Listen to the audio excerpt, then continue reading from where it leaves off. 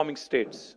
Telangana today, we are only 2.8% of India in terms of population, but we contribute to 5.2% of India's GDP.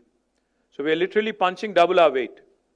But if you are going to reduce our number from 17 to whatever is being proposed in a pro rata basis or whatever other logical, pretext the government of India is going to come forward with, that certainly will be justice.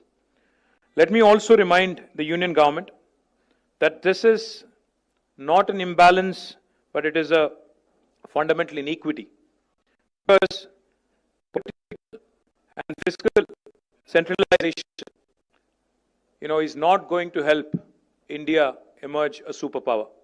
If India truly has to break its shackles and become an economic superpower, a cultural superpower, a social superpower by 2047, 100 years after completion of independence, then I do believe that we have to remember one simple thing: stronger the states, stronger the country.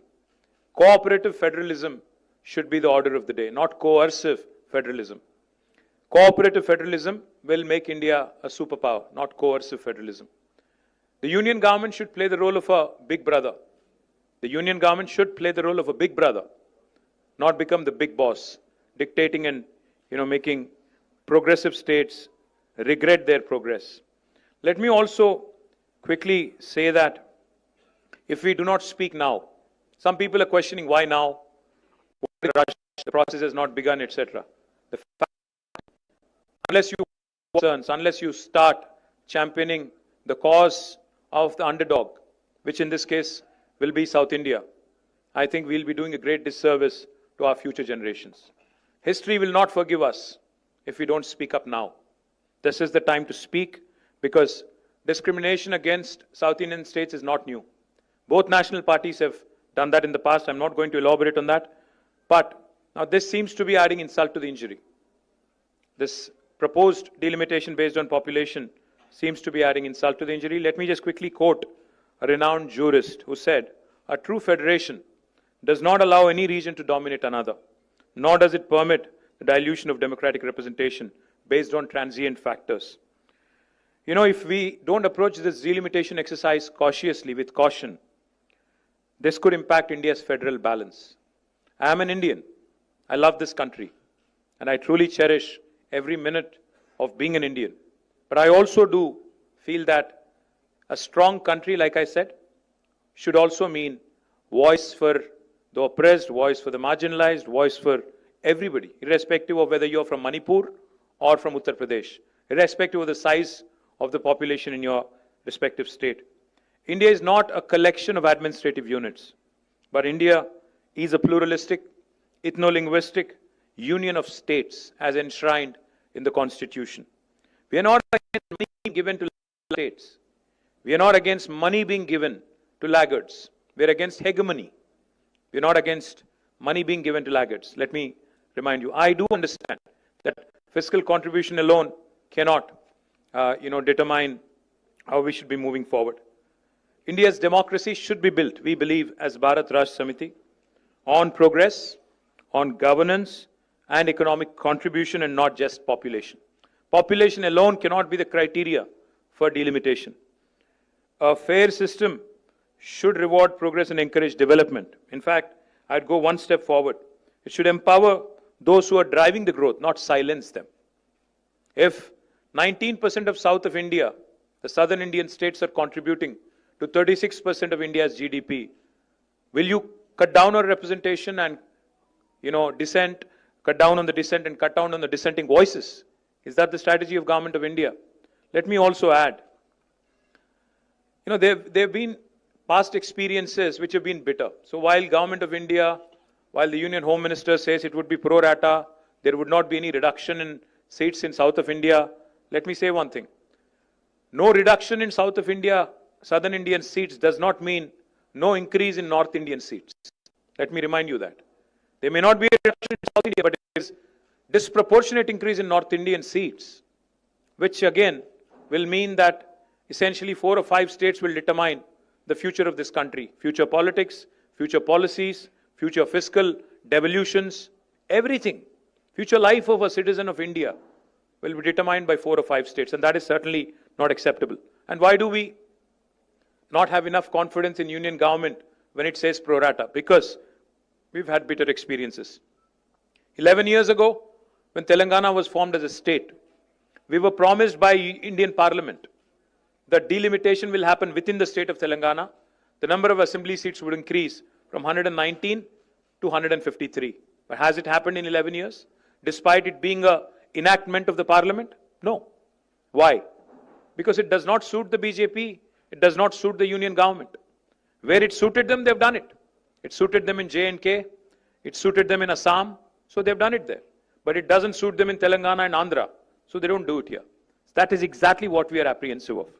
Let me also remind you, never in the history have there been such high proportion of cesses that have been added, which are depriving the states of their rightful share in devolution. States are, I've heard in that room from one of the chief ministers, I think it is Kerala chief minister, who said, federalism is not a gift, it is our right as a state. India is a federal republic. Federalism is enshrined in constitution in letter and spirit. That's exactly what we are demanding. We are demanding our rights. So what are we proposing as Bharat Rashtra Samiti? What did we propose in the meeting? We proposed 2-3 things. Why is delimitation being done at all? Delimitation is being done because India is a representative democracy. People need voices. Population has increased. So therefore, number of seats has to increase. Yes. But why don't we do this? Normally, all of you know, all the media people also know. A first point of call for a citizen when there is a problem is possibly the local MLA. If not the local corporator or local sarpanch, it could be the local assembly constituency representative. So what we are proposing is, I think union government should go ahead and increase the number of assembly seats within a specific state so that wherever there is an increase in population, all those challenges with respect to representation, with respect to better administration, decentralization, etc. can be tackled. You know why? Because number of ML within a state does not tip the federal balance. But if you start tinkering with the number of MPs who are representing in parliament, that will certainly disturb the federal balance. MLAs regularly take care of policies at the state level. But MPs, members of parliament, take care of policy at the national level. So therefore, maybe either keeping the number of MPs the same and increasing the number of MLAs so that decentralization can be a via media kind of a solution to delimitation. That's one approach we are proposing. Or secondly, if you're increasing the number, if you're determined to increase the number of seats, then what we are proposing is maybe take the national average growth rate or maintain the same proportion for every state. Because you see, Government of India itself, through 42nd Amendment of the Constitution back in 1976, had brought in, population control as a measure and suspended further delimitation for 25 years. In 2001 again, Atal Bihari Vajpayee government suspended it by 84th Amendment for another 25 years.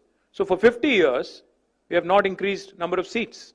Now, if we are going to increase, then it has to be in same proportion across the country. It cannot be impacting those states that have done economically, educationally, progressively, adversely. And we would also like to propose, this could sound a bit radical. Population alone cannot be the criteria. What if we start asking, 19% of South India contributes to 36% of GDP. So can the South have 36% representation in Parliament? That could be a radical solution. Why population alone should be the criterion for delimitation? Why not fiscal contribution? Why not development? Why not progress? So we are certainly keen to see what the Government of India would eventually say, but all in all I would say is, once again, before I sum up, India has just completed 75 years of existence. Our national leadership should ideally strive to heal old wounds, not create new ones, not unnecessarily create ruptures in this Indian polity, which is already very diverse, very heterogeneous.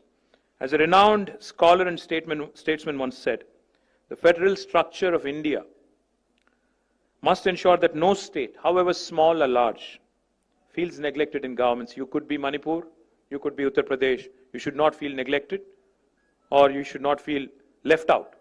That's exactly what we are demanding. And once again, I'd like to repeat, if India truly has to become a superpower by 2047, the order of the day is cooperative federalism, not coercive federalism. Jai Telangana, Jai Hind. Thank you. నేనేం చెప్పాను అంటే భారతదేశంలో 1976లో ఆనాటి అప్పటి ప్రభుత్వం 42వ రాజ్యాంగ అధికరణం ద్వారా సవరణ ద్వారా వారు ఆనాడు నంబర్ ఆఫ్ సీట్స్ మీద రెస్ట్రిక్షన్ పెట్టారు. ఇప్పుడు మళ్ళీ ఏ రాష్ట్రాలు అయితే జనాభా నియంత్రణ పాటించాయో కుటుంబ నియంత్రణ పాటించాయో వాటిని పనిష్ చేసే విధంగా వ్యవహారం చేస్తామంటే ఇది సరికాదు, ఇది మంచిది కాదు, దేశానికి మంచిది కాదు. అందుకే ఇతర ఫ్యాక్టర్స్ కూడా తీసుకోండి. ఫర్ ఎగ్జాంపుల్ నేను అన్నట్టు జీడిపి కాంట్రిబ్యూషన్ తీసుకోండి.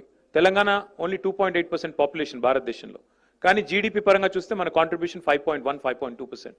సో మరి ఆ లెక్కన తీసుకుంటే సౌత్ ఇండియా మొత్తం కలిపి 36% జీడిపి కాంట్రిబ్యూట్ చేస్తుంది భారతదేశంలో. సో ఆ రకన ప్రపోర్షనేట్గా చూస్తారా? కేవలం జనాభాను ఎట్లా తీసుకుంటారు? ఏ రాష్ట్రాలు అయితే కుటుంబ నియంత్రణ పాటించలేదో, భారతదేశ హితాన్ని అనుసరించి పనిచేయలేదో వాళ్ళకెట్లా వాయిస్ ఇస్తారని అడుగుతున్నాం. Thank you.